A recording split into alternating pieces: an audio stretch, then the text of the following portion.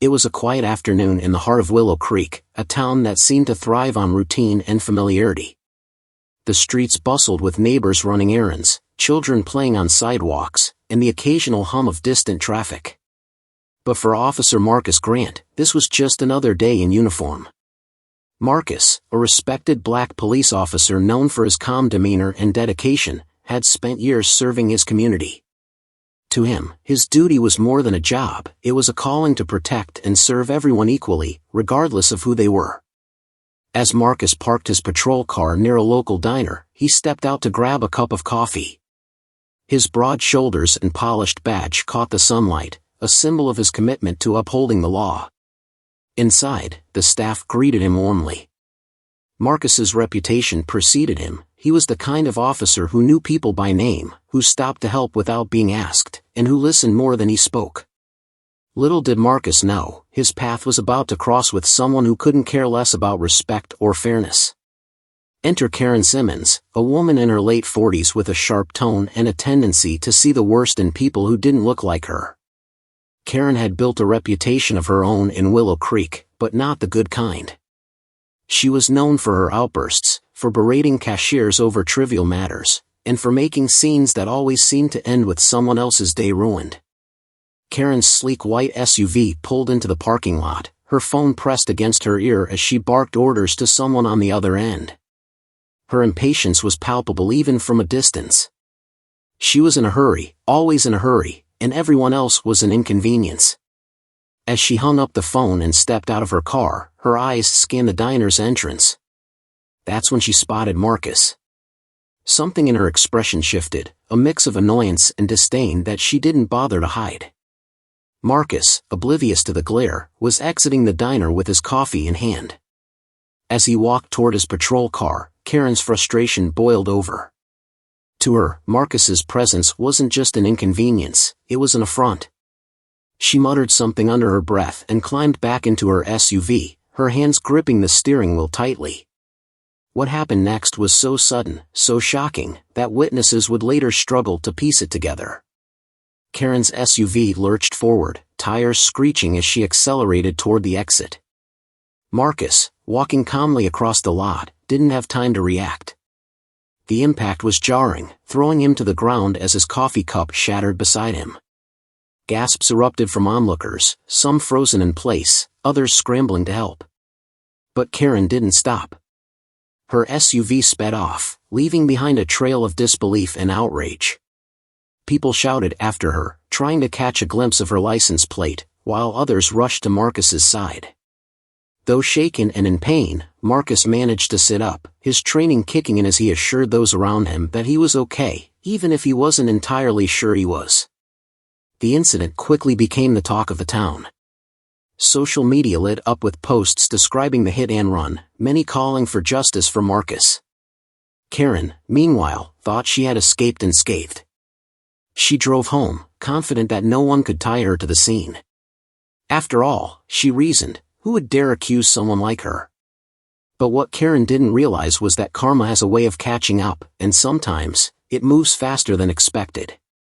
The following day, Karen went about her life as if nothing had happened. She attended a charity luncheon, posting photos online to showcase her community involvement. But behind the scenes, investigators were closing in. Witness statements, security footage from the diner, and a clear shot of her license plate had already begun to unravel her web of denial. Back at the police station, Marcus, though bruised and sore, refused to let the incident deter him. His colleagues rallied around him, determined to ensure that justice would be served. Marcus knew the road ahead wouldn't be easy, but he also knew that the truth has a way of shining through, even in the darkest moments. As the evidence mounted, Karen's carefully constructed image began to crumble. Calls started pouring in, not just from the police, but from community members demanding accountability. Karen's attempts to deflect and deny only made things worse. The town she once dismissed as beneath her now stood united, their voices growing louder with each passing hour. But the real twist in Karen's story was yet to come. Because sometimes, the consequences of our actions have a way of finding us when we least expect them, in ways we could never predict. And for Karen, the price of her arrogance was about to be paid in full. What started as an ordinary day in Willow Creek had spiraled into an extraordinary tale of justice and redemption. But how would it all end? Would Karen finally face the consequences of her actions? And would Marcus find the closure he deserved? One thing was certain, the story was far from over.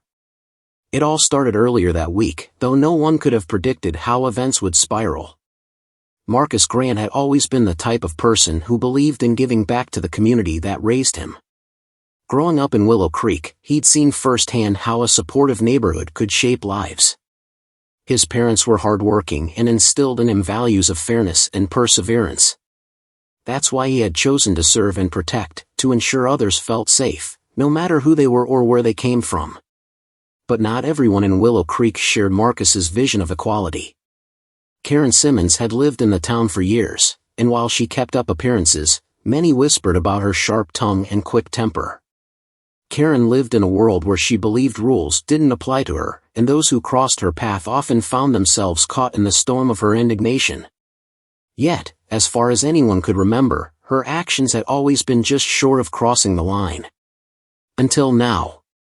Marcus's colleagues at the station described him as a rock.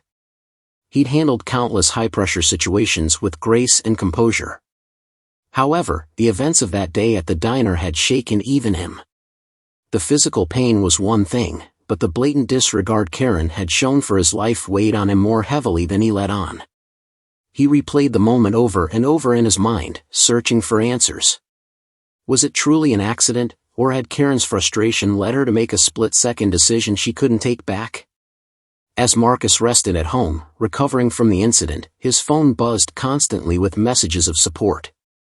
Friends, neighbors, and even strangers reached out to express their outrage and solidarity. Despite the overwhelming response, Marcus couldn't ignore a nagging feeling of unease. Something about the hit and run didn't sit right with him. It wasn't just Karen's actions that day but the way she had looked at him before it happened, a fleeting glance filled with something he couldn't quite name but wouldn't forget. Meanwhile, Karen was doing everything she could to maintain control of the narrative.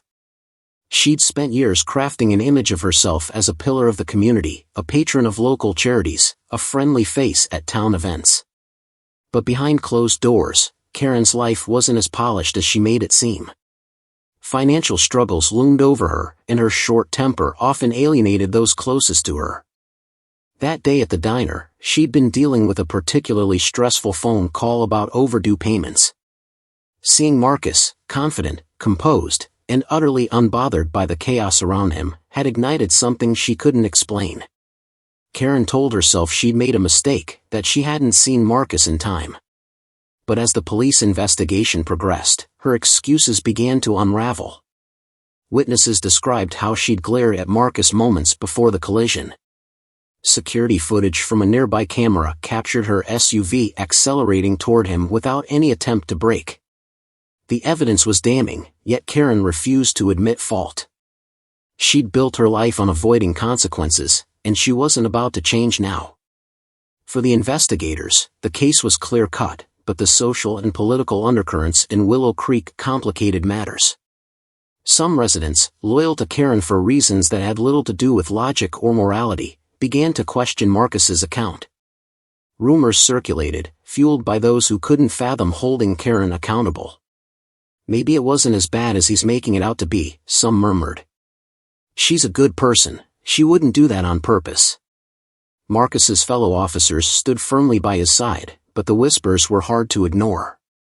The tension in the town grew palpable, with lines drawn between those demanding justice and those desperate to protect Karen's reputation. Marcus, ever the professional, refused to engage with the speculation.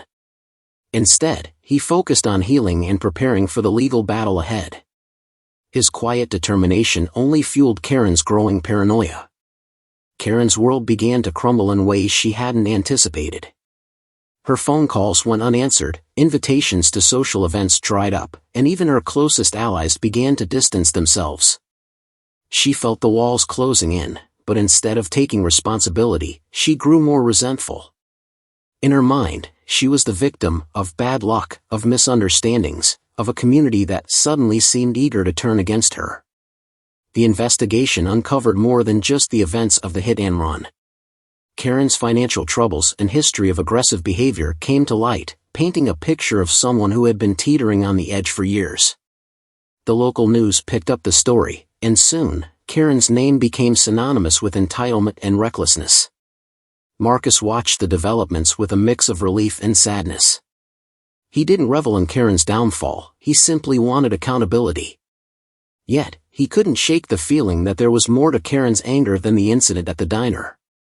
What had driven her to such extremes? And why had she chosen him as the target of her frustrations? As the days passed, Marcus began to piece together fragments of the puzzle. Conversations with neighbors and colleagues revealed a pattern in Karen's behavior, a pattern that suggested her animosity toward him wasn't entirely random. Whether it was prejudice, jealousy, or something deeper, Marcus knew he needed to understand the root of her actions to find closure. The town of Willow Creek, once a place of relative peace, now felt like a powder keg ready to explode. Protests and rallies sprang up, with residents demanding justice for Marcus. The voices calling for Karen's accountability grew louder, drowning out the murmurs of those still trying to defend her. Yet, amidst the chaos, Marcus remained focused on the truth. One evening, as Marcus sat on his porch reflecting on the events, a knock at his door startled him. It was a young woman, her expression nervous but determined. She introduced herself as Lisa, a former employee of Karen's who had quit after enduring months of verbal abuse. Lisa explained that she'd witnessed Karen's temper firsthand and believed the hit and run wasn't an isolated incident but the culmination of years of unchecked anger and entitlement. Lisa's account confirmed what Marcus had suspected: Karen's actions were part of a larger pattern. But why had it escalated to this point? And what would it take for her to face the consequences? Marcus thanked Lisa for her courage and assured her that her story would help bring the truth to light. As the legal process moved forward, Karen's behavior grew more erratic. She avoided public spaces, her once confident demeanor replaced by a constant air of defensiveness. The town's collective patience wore thin, and even those who had initially defended her began to question their loyalty. Karen was running out of allies, but she still clung to the hope that her influence could shield her from accountability. The tension reached a boiling point when the date for Karen's court appearance was announced. The town braced itself for what promised to be a turning point, not just for Marcus and Karen, but for Willow Creek as a whole. Would justice prevail, or would Karen's privilege find a way to undermine the truth? Marcus couldn't predict the outcome, but he knew one thing for certain: he wouldn't stop fighting until the full story was told. As the days inched closer to Karen's court appearance, the town of Willow Creek found itself divided in ways it had never experienced before. The air buzzed with whispered conversations in coffee shops and tense debates at dinner tables. For Marcus, the ordeal was no longer just about his personal trauma, it had become a battle for justice and accountability in a community where such values were often taken for granted. Karen, on the other hand, retreated further into isolation.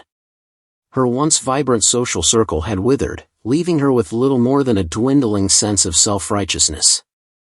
But even in her solitude, Karen remained defiant. She told herself over and over that the collision was an unfortunate accident, that the narrative around her was exaggerated and unfair. Yet deep down, a sliver of doubt gnawed at her, a whisper she couldn't quite silence. Marcus spent much of his recovery time reflecting on how events had escalated. He'd always believed that his role as an officer meant standing as a symbol of justice, but now he found himself grappling with the stark realities of bias and privilege. Though he tried to remain outwardly calm, there were moments when frustration threatened to consume him. The sight of Karen's SUV barreling toward him replayed in his mind like a broken record, leaving him with more questions than answers. One afternoon, Marcus's sister, Janine, paid him a visit. Janine had always been his fiercest supporter, and she wasn't shy about speaking her mind. "You know this isn't just about what happened at the diner, right?" she said, sitting across from him in the living room. "Karen's been getting away with things like this for years. She just picked the wrong person this time." Marcus nodded, but his expression remained thoughtful. "It's more than that," he replied. "She looked at me that day like I wasn't even a person. That kind of anger, that kind of hate, it doesn't come out of nowhere. Janine sighed, leaning back in her chair. You're right. But whatever her reasons, it's not your job to figure them out.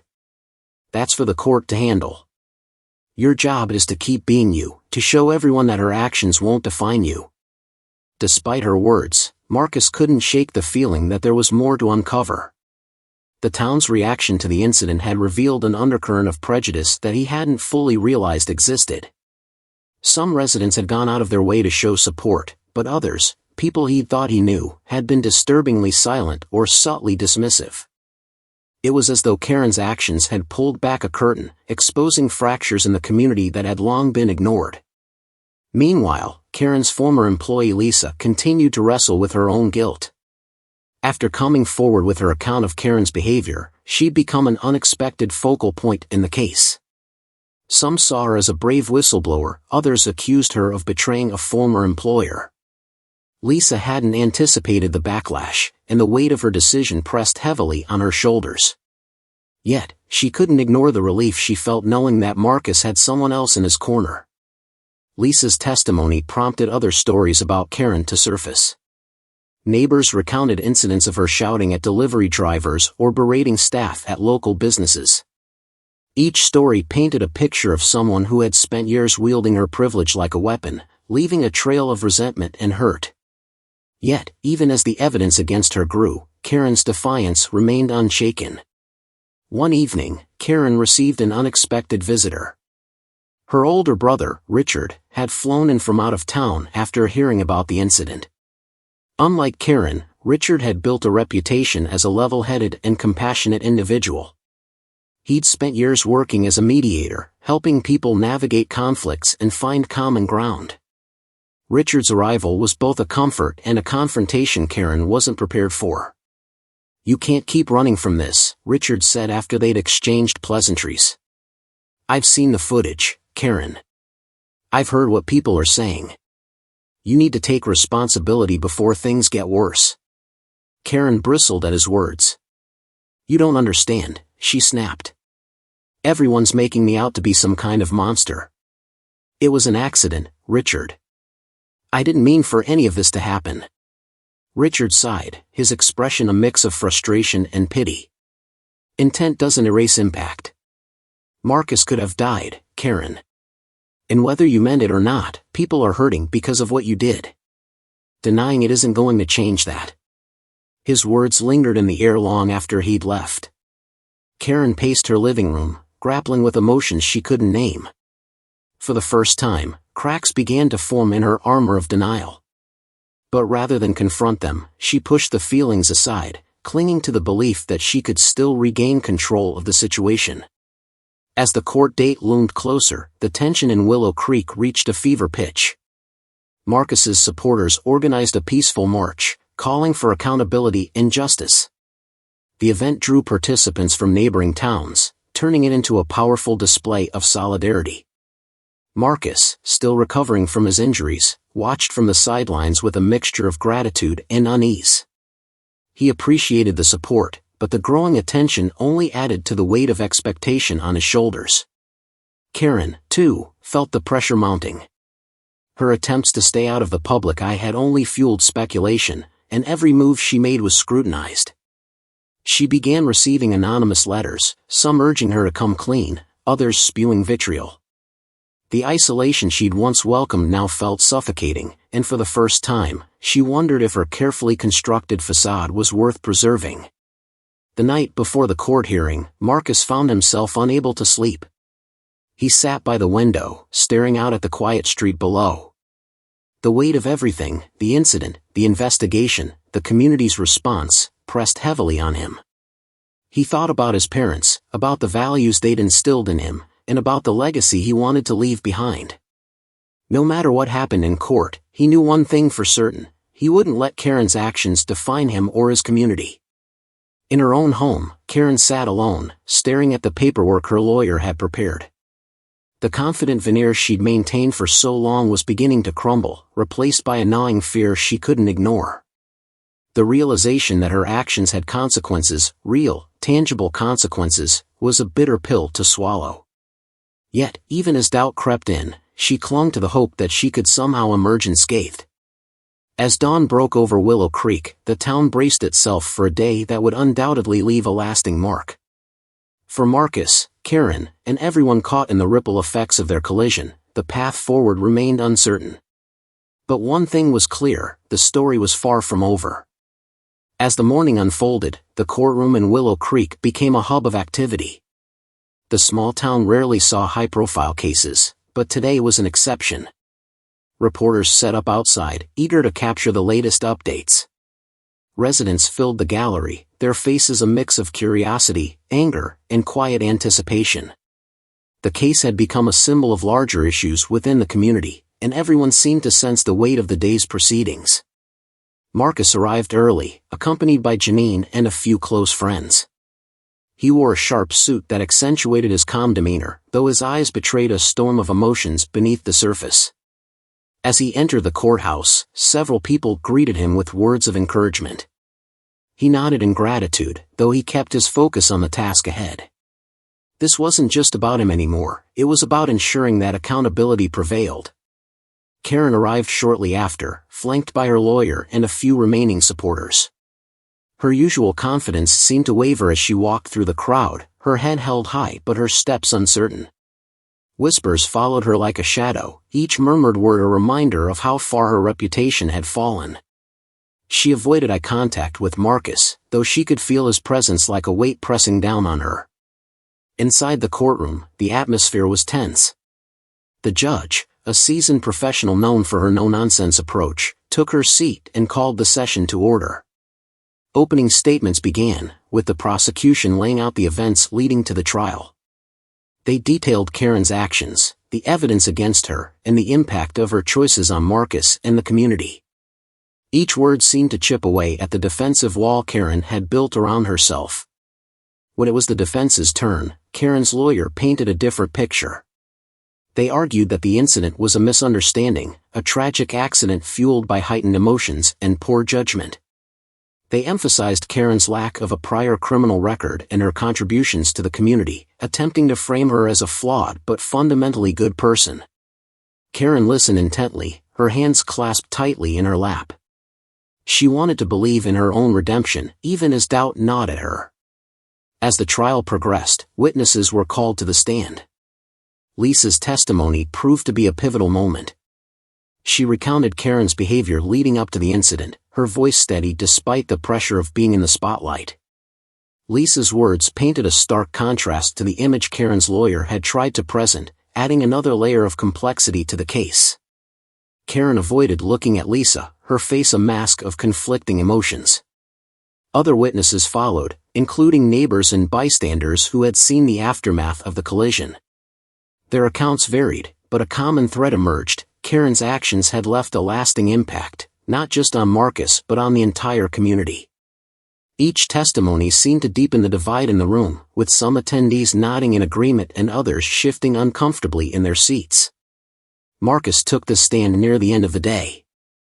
His presence commanded attention, and the courtroom fell silent as he began to speak. He described the events from his perspective, his voice measured but filled with quiet determination. He spoke not just about the physical pain he'd endured but also about the emotional toll of being dehumanized in such a public way. His words resonated deeply, leaving an indelible mark on everyone present. "I've spent my life serving this community," Marcus said, his gaze steady. "I've faced challenges, but I've always believed in the power of justice and accountability. What happened that day wasn't just an accident. It was a choice. And choices have consequences." Karen's lawyer tried to counter Marcus's testimony, questioning his interpretation of events and suggesting that he'd misread Karen's intentions. But the effort felt hollow, and the courtroom seemed to sense it. Marcus's credibility was unshakable, and his words carried a weight that no cross-examination could diminish. As the day's proceedings came to a close, the judge announced a brief recess before closing arguments. The crowd filed out of the courtroom, their conversations a low hum of speculation and analysis.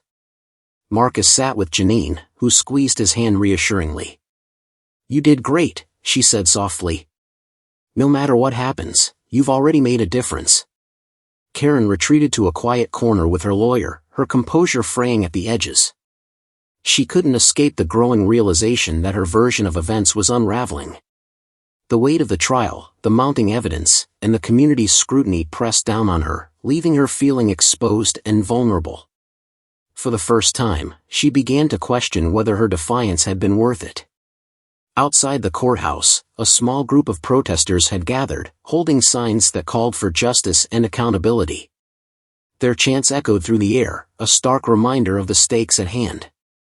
Among them were members of Marcus's family and friends, their faces a mix of determination and hope. The scene was both inspiring and sobering, a testament to the power of collective action in the face of adversity. As the recess ended and everyone returned to the courtroom, the atmosphere was charged with anticipation. Closing arguments began, each side making their final case to the jury. The prosecution urged the jurors to consider the evidence, the testimonies, and the broader implications of their decision. "This is about more than one incident," the prosecutor said. "It's about accountability, about standing up for what's right, even when it's difficult." The defense, meanwhile, appealed to the jury's sense of compassion, arguing that Karen's actions were a momentary lapse rather than a reflection of her character. They pleaded for leniency, emphasizing her remorse and the consequences she'd already faced. Karen sat silently, her eyes fixed on the table in front of her. She couldn't bring herself to look at the jury, knowing that their decision would shape the course of her life. As the judge delivered her instructions to the jury and the courtroom adjourned for deliberation, the tension reached its peak. Marcus and Karen both left the courthouse, their paths crossing briefly as they exited. For a fleeting moment, their eyes met, and an unspoken understanding passed between them. Whatever the outcome, they were both irrevocably changed by the events that had brought them here. The jury's deliberation stretched into the evening, leaving the town of Willow Creek in a state of suspense. Marcus returned home, where his family gathered to offer support and reassurance. Karen, meanwhile, retreated to her empty house, her thoughts a whirlwind of fear and regret. The wait was agonizing, each passing hour amplifying the uncertainty of what lay ahead. As night fell, the town held its breath, waiting for the moment that would bring resolution to a case that had come to define so much more than a single incident. For Marcus, Karen, and everyone involved, the journey was far from over. The verdict would mark the end of one chapter, but the questions it raised and the lessons it imparted would echo long after the courtroom lights dimmed. The courthouse lights flickered on as the sun dipped below the horizon, casting long shadows across the quiet streets of Willow Creek. Inside the deliberation room, the jury members sat in tense silence, their faces reflecting the weight of their task. They sifted through evidence, debated the testimonies, and analyzed every moment of the trial. Each voice carried conviction, but not all were in agreement. The stakes felt enormous, as though the entire town was holding its collective breath. Marcus sat at home, surrounded by his family and closest friends. The room buzzed with quiet conversation, but his mind kept drifting to the events of the past weeks. Janine brought him a cup of tea, her comforting presence grounding him as the wait stretched on. "You've done everything you could," she said softly, her hand resting on his shoulder. Marcus nodded, though his thoughts were far from settled. He couldn't shake the image of Karen's face as she left the courtroom earlier that day, a mixture of fear and defiance that mirrored the turmoil in his own heart. Karen paced in her living room, her footsteps echoing in the otherwise silent space. Her lawyer had advised her to stay calm, but the words felt hollow. She had replayed the incident 1,000 times in her mind, searching for justification, for something that might absolve her. Yet every time, the truth stared back at her, stark and unyielding. She glanced at her phone, resisting the urge to call someone, anyone, for reassurance. She felt more alone than ever, the walls of her once comfortable life closing in around her. At the courthouse, reporters lingered outside, their breath visible in the crisp night air. Cameramen adjusted their equipment, and journalists rehearsed their lines, preparing for the moment the verdict would be announced. The case had drawn attention far beyond Willow Creek, becoming a symbol of larger issues that resonated across the country. The buzz of anticipation was electric, each passing moment heightening the tension. Inside the jury room, a decision loomed closer. The foreperson, an older man with a calm demeanor, called for a final vote. The jurors exchanged glances, their faces etched with determination and doubt. When the tally was complete, the room fell into a heavy silence. The foreperson folded his hands on the table, his expression unreadable. "We're ready," he finally said, the words carrying the weight of what was to come. The call came just as Marcus was contemplating stepping outside for air. His phone vibrated on the coffee table, and he reached for it with steady hands. Janine watched him closely, her own nerves barely concealed. "This is it," he said quietly, the words hanging in the air. He stood, smoothing his shirt as if preparing for battle once more. "Let's go." Karen received the same call moments later.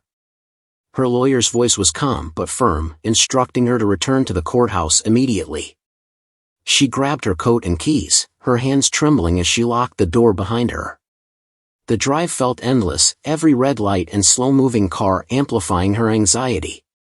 She clenched the steering wheel, her knuckles white, as the courthouse came into view. When they arrived, the atmosphere inside was almost unbearable. The gallery filled quickly, every seat occupied by residents, reporters, and those who had come to bear witness to the moment. The judge entered, her expression as composed as ever, though her eyes hinted at the gravity of the occasion. The jury filed in shortly after, their faces a mosaic of emotions. Some looked resolute, others uneasy, but all carried the weight of their decision visibly. Marcus sat beside Janine, his heart pounding in his chest. He scanned the faces of the jurors, searching for any hint of what was to come. Karen sat across the room, her lawyer whispering final words of advice in her ear. She nodded mechanically, her gaze fixed on the table in front of her. The room grew quiet as the foreperson stood, holding the verdict in a small slip of paper. The judge asked the foreperson to read the decision aloud. The pause that followed felt infinite, the tension so thick it seemed to press against every corner of the room. Karen's breath caught in her throat, and Marcus leaned forward slightly, his hands gripping the edge of the bench. Time seemed to stretch, every second dragging out as the foreperson unfolded the paper and cleared his throat. "We, the jury, find the defendant," the foreperson began, his voice steady but weighted. The words hung in the air, their conclusion just out of reach. The gallery collectively leaned forward, the anticipation almost unbearable. Marcus felt his pulse quicken, the moment crystallizing into something he would remember for the rest of his life. Karen closed her eyes, bracing herself for the impact of the words to come. In that moment, everything she had tried to protect, every justification she had clung to, seemed to slip away. She thought of the choices that had led her here, the moments she could never take back. As the foreperson continued, the world seemed to tilt, the ground shifting beneath her feet. Outside, the reporters waited with bated breath, their cameras trained on the courthouse doors. The chants of the protesters had quieted, replaced by a hushed anticipation. Inside, the verdict was about to change everything, setting the stage for the resolution of a story that had gripped the town and beyond. And though no one could predict what would come next, one thing was certain: nothing would ever be the same. The foreperson's voice rang through the courtroom, cutting through the suffocating silence. "We, the jury, find the defendant guilty." The words seemed to echo, bouncing off the walls and hanging in the air long after they were spoken. For a moment, the room was utterly still, as though the entire world had paused to absorb the impact of the verdict. Marcus exhaled slowly, his grip on the edge of the bench loosening as a wave of relief washed over him. The knot in his chest began to untangle, replaced by a quiet sense of vindication. Janine reached over, placing a hand on his, her eyes glistening with emotion. "You did it," she whispered, her voice steady despite the tears threatening to spill. Justice was served. On the other side of the room, Karen sat frozen, her face pale and her eyes wide with disbelief.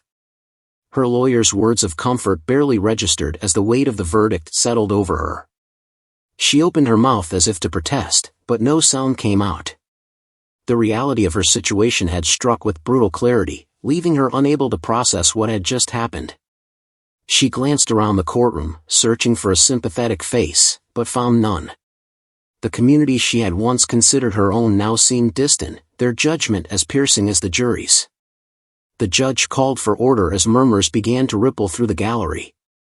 She addressed the court with measured authority, reminding everyone that justice was not about vengeance but accountability. Her words carried weight, but they did little to ease the tension that still lingered in the room. She announced the sentencing would be scheduled for a later date, and with a firm bang of the gavel, the session was adjourned. As people began to file out, Marcus remained seated, letting the moment sink in. He watched as Karen was led away, her once confident stride now replaced by hesitant, faltering steps. Despite everything, he felt a pang of something he couldn't quite name, not pity, but perhaps a recognition of the humanity they both shared, however fractured it had become. Outside, the courthouse steps were packed with reporters, protesters, and onlookers. The energy was electric, a mix of celebration and reflection. Cameras flashed as Marcus emerged, his family and friends surrounding him like a protective shield. Reporters shouted questions, their voices blending into a chaotic symphony. But Marcus kept his focus forward, his expression calm and resolute. He had no intention of letting the noise overshadow what this moment truly meant. Janine stepped in front of the cameras, acting as a buffer as Marcus made his way to their car. "He'll speak when he's ready," she said firmly, her tone leaving no room for argument. Once inside the car, Marcus let out a breath he hadn't realized he'd been holding. The world outside seemed distant now, the chaos muted by the quiet sanctuary of the vehicle. "Thank you," he said softly, turning to Janine. "For everything." She smiled, her hand finding his once more. "You're stronger than you know," she replied. "And today, you proved it." Back in her holding cell, Karen sat alone, her hands trembling as she replayed the trial in her mind. She thought of the decisions that had led her here, the moments where she could have chosen differently but didn't. Regret gnawed at her, but it was too late to change the past. The only thing left was to face the consequences of her actions, though the thought filled her with a dread she couldn't shake. In the days that followed, the town of Willow Creek began to heal. Conversations sparked by the trial continued in homes, schools, and community centers, challenging people to confront uncomfortable truths about prejudice, accountability, and justice. Marcus found himself at the center of these discussions, using his platform to advocate for change and bridge the divides that had long festered in the community. Though the road ahead was far from easy, Marcus felt a renewed sense of purpose. The trial had taken so much from him, but it had also given him something invaluable, the chance to create a better future, not just for himself but for everyone in Willow Creek. And as he stood on the courthouse steps one last time, addressing a crowd that had gathered to hear his words, he knew this was only the beginning of a journey that would shape the town for generations to come. The days following the trial felt strangely quiet. The town of Willow Creek had settled into a routine, but an underlying tension simmered just beneath the surface. Marcus had become a symbol of resilience, his words resonating through the community as he advocated for change. Yet, despite the outward calm, something didn't feel right. There were whispers that didn't quite reach his ears but were loud enough to be felt. He couldn't shake the feeling that this wasn't over, not by a long shot. It was late one evening when the news broke. A local journalist, one who had been quietly investigating Karen's background during the trial, uncovered a detail no one had expected. Karen, the woman who had once seemed so confident and untouchable, had been involved in a series of financial dealings that, when revealed, painted a picture far more sinister than anyone had anticipated. The reports suggested that her actions in the trial, her apparent arrogance and disregard for the truth, were just the surface of a much deeper and more calculated story. The details were explosive. It turned out that Karen's family had long been connected to a web of shady business dealings, involving everything from fraud to exploitation of vulnerable communities. It was a revelation that sent shockwaves through the town. People began to question whether the trial had been a distraction, a way to divert attention from something much darker lurking beneath the surface. Was Karen just a scapegoat, or was there a much bigger conspiracy at play? Marcus felt his heart drop as the news spread. The justice he had fought so hard for now seemed compromised, tainted by the possibility that the trial had been manipulated. The feeling of victory he'd savored was suddenly replaced with unease. What if the person responsible for all the pain and suffering wasn't just Karen, but someone much more powerful? Someone with the influence to pull strings behind the scenes? As Marcus grappled with this new information, Janine, ever the source of his strength, noticed the change in his demeanor. She could see it in his eyes, a flicker of doubt that hadn't been there before. "What's going on?" she asked gently, but Marcus couldn't bring himself to voice the thoughts racing through his mind. The stakes had just been raised in a way neither of them had expected. Karen, meanwhile, sat in her cell, unable to escape the mounting pressure. The walls felt closer with each passing day, her past threatening to consume her. But there was something else. A voice in her head, familiar, comforting, but also dangerous, was telling her that the game wasn't over. Not yet. As much as she wanted to shrink from the consequences of her actions, there was another part of her that recognized this moment as an opportunity. She wasn't done fighting. Not by a long shot. With every passing hour, the story continued to unfold, each revelation building the tension, pulling the threads of fate tighter around Willow Creek. No one knew who was pulling the strings, but it was clear that the final act was far from over. Marcus found himself at a crossroads, unsure if the justice he had fought for was truly justice at all, or if it was just another layer in a much darker game. The more he learned, the more questions arose. As he stood on the courthouse steps once again, facing the growing crowd of reporters, protesters, and onlookers, Marcus couldn't help but feel that the truth was still out there, just beyond reach. And with it, the real battle for justice was only just beginning. The following days brought more questions than answers, as the revelations surrounding Karen's past began to unravel like a tightly wound thread. The quiet hum of Willow Creek's daily life was now interrupted by fervent discussions, over dinner tables, in coffee shops, and at community gatherings. People were asking the same question: how deep did the corruption really go? Was Karen merely a pawn, or was she a mastermind in a far-reaching conspiracy? Marcus tried to maintain his composure, but the pressure was mounting. The whispers grew louder, especially as new reports surfaced. It seemed that Karen's family had ties to powerful figures in the town, some even suggesting that certain members of the local government had been involved in shielding her from accountability for years. This wasn't just a story about one woman's fall from grace, it was about a system that had allowed her to operate with impunity, manipulating the law and the townspeople for her own gain. The stakes were no longer just about one person's redemption, it was about the integrity of the entire community. Janine could see the strain on Marcus. He had always been a man of principles, a man who fought for justice, but now the lines were blurring.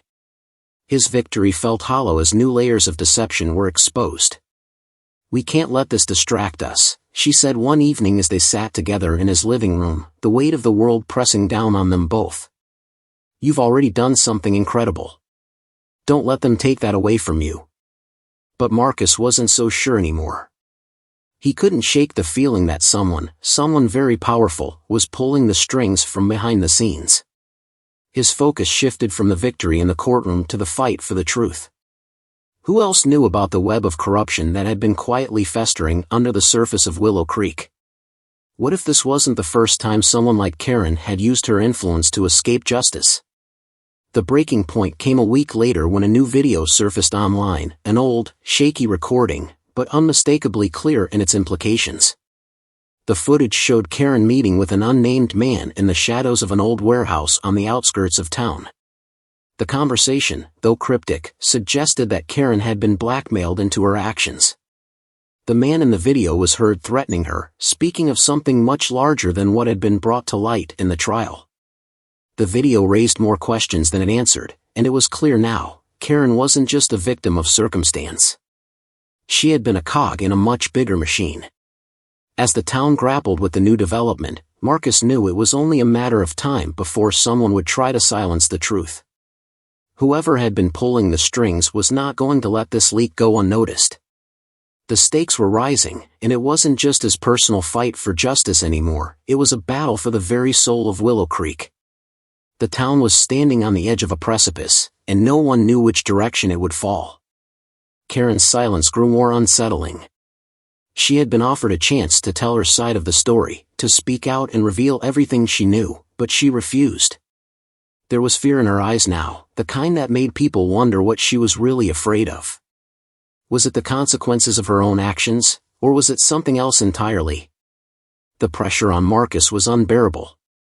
He had fought so hard for this moment, for the opportunity to bring justice to his community, but now it seemed as if he had opened a door to a darkness he was not prepared to face. He couldn't trust anyone, not even the people who had once stood beside him. As he paced in his office one night, trying to piece everything together, the phone rang. He picked it up, his heart racing in his chest. The voice on the other end was low, almost a whisper. "Marcus, be careful. They're watching." The line went dead before he could respond. He stared at the phone, his mind racing. Who was watching? And what did they want? It was clear now, this wasn't just about the trial anymore. It wasn't just about righting a wrong. This was about something far more dangerous, something that threatened everything he had worked for. The deeper he dug, the more it seemed like he was losing control.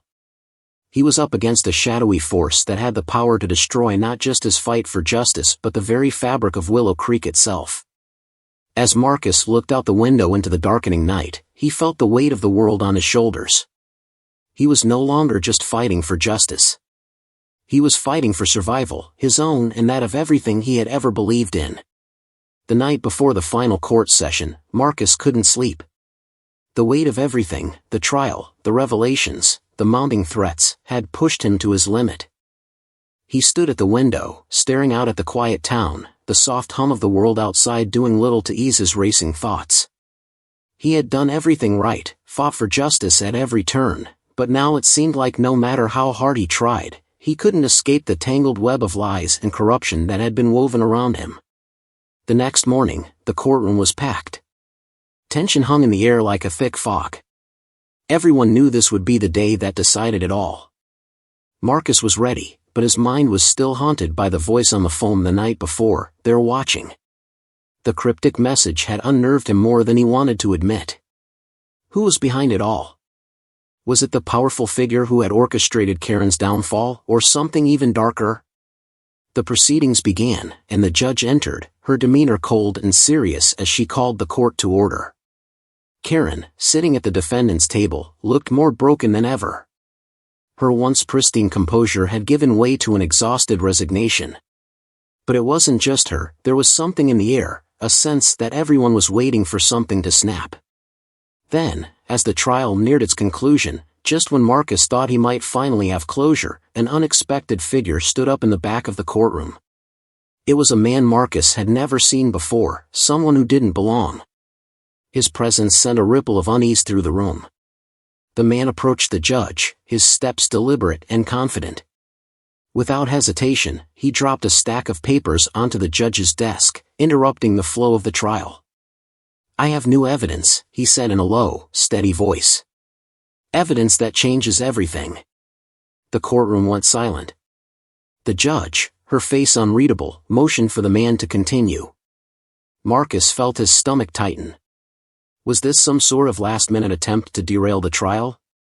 But as the man spoke, his words sent shockwaves through the room.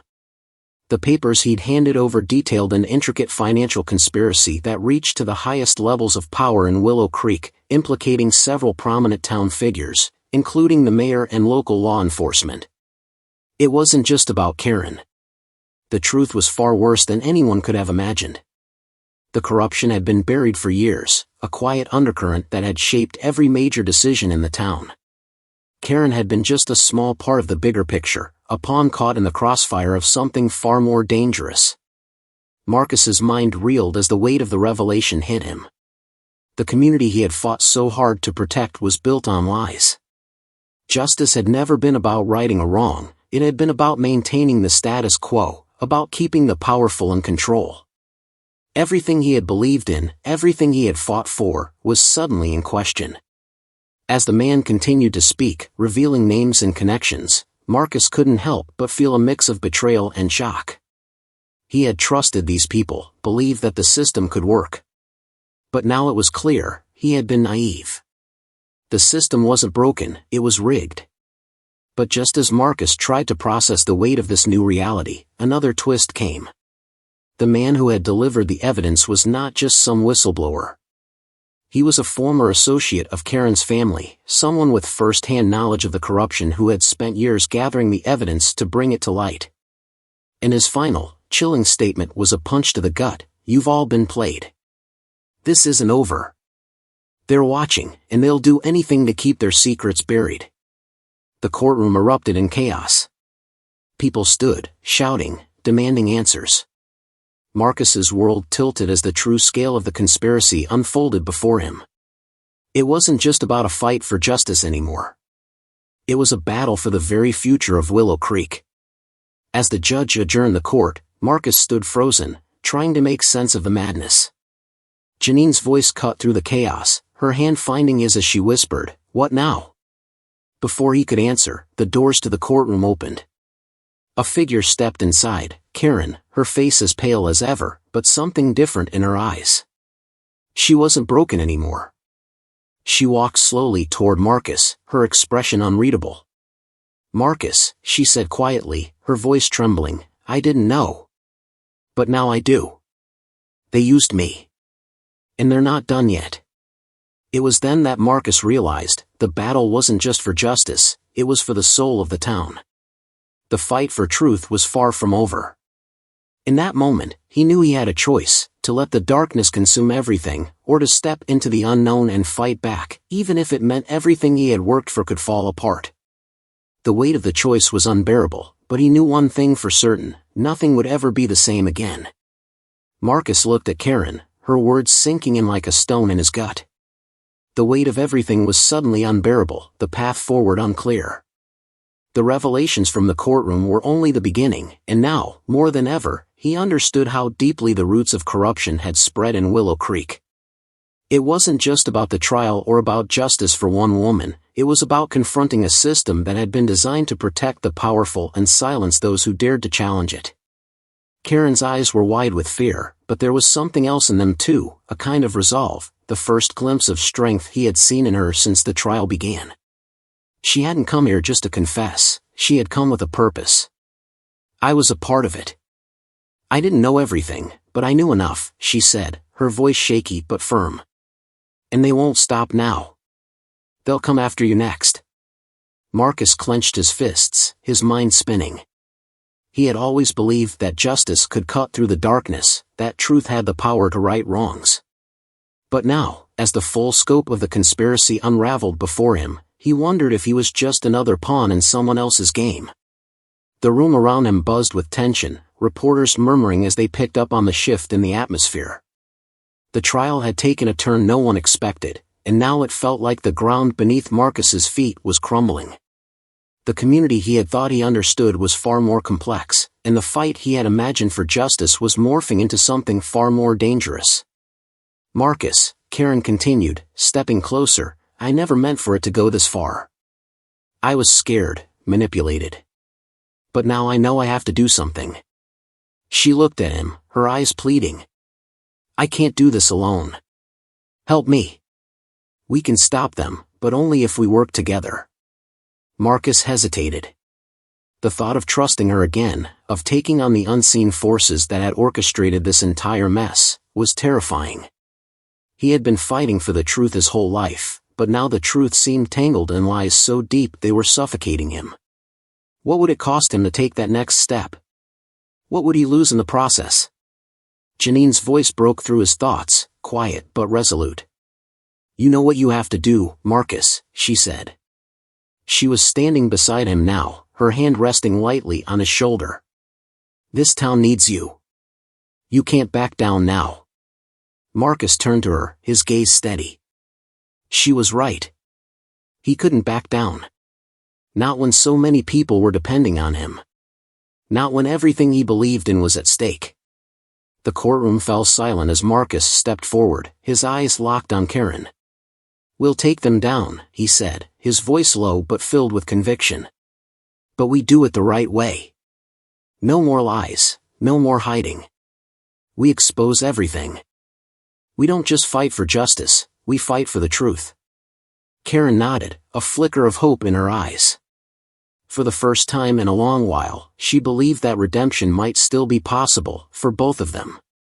The weeks that followed were a whirlwind. Marcus and Karen worked together, digging deeper into the corruption that had festered for years. They found allies in unexpected places, people who had been too afraid to speak out, who had watched the system fail them time and time again. Slowly, the truth began to emerge. The conspiracy was vast, touching everything from the town's finances to the law enforcement agencies that were supposed to protect its citizens. And the people behind it were just as powerful as they had feared. As the final pieces of the puzzle fell into place, Marcus knew they were close. The stakes had never been higher. The moment they exposed the truth, the people who had been running the show would stop at nothing to silence them. And then, one night, it happened. A source within the town's government reached out to Marcus with a file, a dossier filled with damning evidence that would bring the entire network of corruption crashing down. It was everything they needed, everything they had been working for. But there was one final twist. As Marcus opened the file, he found a letter, neatly folded and sealed with an emblem he recognized, a symbol he had seen only once before, on the mayor's personal stationery. The letter inside was brief, but it struck like a hammer. Marcus, you've done well to uncover so much. But you're too late. We always knew you'd get this far. You should have known better than to think you could fight us. The truth, after all, is ours to control. Your efforts have been wasted. And now, you will be silenced. The letter ended with a single sentence, "You've been part of the plan all along." Marcus's heart pounded in his chest as the realization hit him like a blow to the stomach. The entire fight, everything he had believed in, everything he had sacrificed, had been orchestrated from the beginning. The conspiracy wasn't just something he had uncovered. He had been playing a role in it all along. And in that moment, Marcus understood. The battle for justice, the fight for truth, it wasn't just about the town of Willow Creek. It was about power, about control, and about who truly held the reins of fate. They had been watching him the entire time, knowing exactly how far he would go. The story wasn't over. Not by a long shot. Marcus stared at the letter, his pulse racing. The words on the page blurred together as he tried to process what he had just read. He could feel the weight of it in his chest, a suffocating pressure that made his thoughts race. The realization was chilling, he had been manipulated from the start. Every step he had taken, every move he had made, had been part of a carefully orchestrated plan. They had known he would uncover the truth. They had planned for it. And now, they were about to close in. The door to the room opened, and Janine stepped in, her face pale and concerned. "Marcus, what's wrong?" she asked, her voice soft but filled with anxiety. She must have sensed something had shifted, something darker. He didn't answer at first. His eyes were still fixed on the letter, the final blow of a long, twisting path he hadn't seen coming. He had thought the truth would set him free, but it seemed to have done the opposite. It had only dug him deeper into the hole. "Marcus?" Janine's voice broke through his thoughts, pulling him back to the present. He looked up at her, his face grim. "They've been controlling everything, Janine," he said, his voice tight with disbelief. "The entire thing, the trial, the investigation, the people we've been trusting, it's all been part of their plan. We were never meant to win." Janine's face shifted as the weight of his words sank in. "No," she whispered, shaking her head. "That can't be true. You've been fighting for the right reasons." "I thought I was," Marcus replied, his voice hollow. "But now I realize it was never about right or wrong. It was about power. They used me to expose the corruption, to bring it all to the surface, but now, they're in control again." The room seemed to close in around them. The fight for justice, for truth, had been a distraction. They had led him down this path, knowing he would uncover their schemes, knowing that he would try to bring everything to light. And in the end, it was all part of their plan to eliminate any threat, to solidify their power once and for all. Janine's eyes softened with understanding. "We can't let them win," she said, her voice steady but determined. You've come too far, Marcus. We've come too far. If this is part of their plan, then we have to rewrite the ending. Marcus felt a surge of something, a spark of hope, buried under the weight of his realization. He had been manipulated, yes, but he wasn't powerless. He could still fight. He had to fight. The truth might have been used against him, but that didn't mean it was any less true.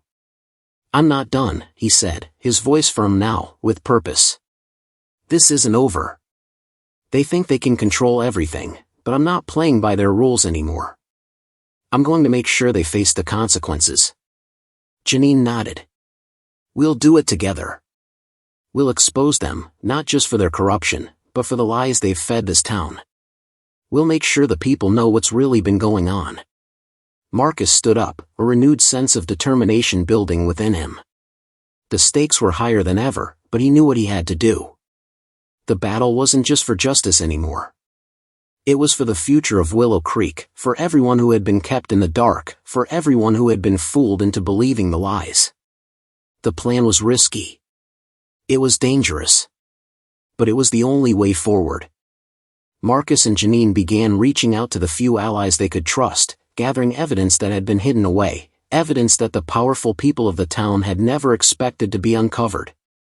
They had to act quickly, before those in power could silence them permanently. But as they worked, a feeling of unease lingered. There was something in the air, something Marcus couldn't quite shake. He had always known the risks of taking on the powerful, but now, it felt like they were watching him more closely than ever. Every step they took seemed to be anticipated, every move they made carefully tracked. It wasn't long before Marcus received another anonymous message. This time, there was no cryptic letter. Just a single sentence, turn back now, or you'll regret it. He showed the message to Janine, and they both knew the stakes had just gotten even higher. The people behind the conspiracy were ready to take drastic measures. If they were going to expose the truth, they had to act fast, and they had to be prepared for anything. In the final hours before they planned to reveal everything to the public, Marcus stood outside the courthouse once more, staring at the steps where everything had begun. The fight for justice had taken him places he never expected, but now, more than ever, he knew this was the moment that would define everything. The truth was in his hands. But so was the future of Willow Creek. And the final choice was his: expose the darkness and risk everything, or walk away and let it continue. But Marcus had come too far to turn back now. He wasn't just fighting for justice anymore. He was fighting for the truth, and he was going to make sure it saw the light of day, no matter what it cost. The day of the reveal came faster than Marcus anticipated, but with every passing hour, his resolve only strengthened. He stood in front of the courthouse, his eyes scanning the crowd. A sea of reporters, protesters, and onlookers had gathered once again, the air thick with anticipation. This wasn't just another public gathering, it was the culmination of everything he had fought for. This was the moment when everything would either collapse or finally break free from the chokehold of corruption. Janine stood by his side, her hand in his, her presence a quiet anchor in the midst of chaos. "You've got this," she said softly, her voice unwavering. Marcus could feel the weight of her belief in him. It was what kept him grounded in this whirlwind. It was what kept him moving forward despite the fear, despite the threats, despite everything. The crowd hushed as Marcus stepped forward, his heart pounding in his chest. The weight of the truth, the evidence they had gathered, all of it felt like a heavy burden, but he knew it had to be shared. There was no going back now. "I stand before you today not as a victim, not as someone looking for revenge," Marcus began, his voice strong and clear. "But as someone who believes that justice should never be optional, that the truth should never be silenced, no matter how uncomfortable it might be. The people who have held this town in the grip of corruption are no longer going to control our fate." A murmur went through the crowd. Marcus knew the gravity of what he was about to do. He had no idea how it would unfold, but he was ready for whatever came next. He pulled out the dossier, the evidence he and Janine had worked tirelessly to uncover, and held it high for everyone to see. The documents detailed the corrupt dealings between the town's officials, law enforcement, and several influential business owners. There were names, dates, and transactions that linked the key players to everything from fraud to human rights violations. "We've uncovered it all," Marcus continued, his voice growing more impassioned. "This is not just about one person. This is about every single one of us who has been kept in the dark, who has been lied to, and who has been taken advantage of for far too long. It's time for us to take back control. It's time for us to expose the lies." He turned to Janine, his eyes meeting hers for a brief moment, a silent acknowledgement that they were in this together. Then, with a steady hand, he placed the dossier into the hands of a local reporter. The crowd erupted as the journalist quickly scanned through the files, his eyes widening as he understood the magnitude of what Marcus was revealing. The truth was out now. There was no turning back for anyone involved. The next few hours were a blur. The news spread like wildfire. The community that had once been divided, unaware of the deep-seated corruption running through its veins, was now forced to confront the truth. Every detail, every name, was out in the open. People who had once stayed silent, who had feared retribution, began to speak up. Victims of the corrupt system found their voices, sharing their stories with a newfound sense of empowerment. As Marcus watched the chaos unfold, he realized something profound. This wasn't just about bringing down a few powerful people, it was about awakening a community. It was about showing them that no matter how deep the corruption ran, the truth had a way of rising to the surface. And that, no matter how dark the path might be, there was always a chance for redemption and change. The arrests came quickly after the reveal.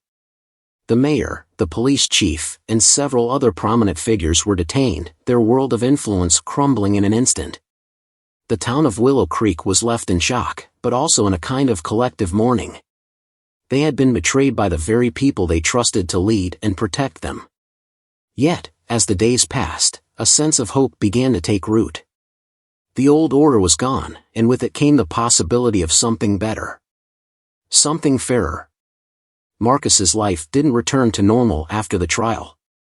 He had sacrificed too much for things to just go back to the way they were. But that didn't matter. What mattered was that the system was being rebuilt, and the people of Willow Creek were beginning to see that change was possible. They had witnessed the strength of standing up to the corrupt, the power of truth, and the courage it took to face the darkness. In the days that followed, Marcus continued to speak out, becoming a voice for the voiceless, a symbol of resilience in the face of adversity. His words weren't just about justice anymore, they were about rebuilding a community from the ashes, about teaching people to hold their leaders accountable, and to never let fear dictate the future. Karen, too, faced the consequences of her actions, but it was clear to everyone that she was no longer the villain of this story. She had been a part of a much bigger machine, one that she had been manipulated by, and now she was determined to make things right. She offered her testimony, helping to dismantle the rest of the corruption that had poisoned Willow Creek. It wasn't easy for her, she had to confront the very actions that had led to so much pain and suffering, but in the end, she too found a sense of redemption. She, like Marcus, understood now that change didn't come without sacrifice, but it was worth every cost. As the dust settled, the town began to heal. New leaders emerged, people who were dedicated to transparency and fairness. People who were ready to work toward the future, to build something that wasn't weighed down by the past. For Marcus, the journey wasn't over. It never would be. But he had finally found peace. Not because the fight was over, but because he knew that he had done everything he could to make the world a little bit better. He had exposed the darkness and had given the light a chance to shine through. The road ahead would still be long, and there would be challenges yet to come. But for now, Marcus stood tall, knowing that no matter what happened next, he had fought the good fight, and in the end, the truth had won. And that, above all, was what mattered most. In the quiet moments, as he walked the streets of Willow Creek with Janine by his side, he thought about all the people who had believed in him, who had fought alongside him. They had proved that, no matter the odds, no matter the weight of the battle, the power of a community united in truth could never be underestimated. And with that, Marcus smiled, ready to face whatever came next, because he knew, deep down, that together, they could face anything.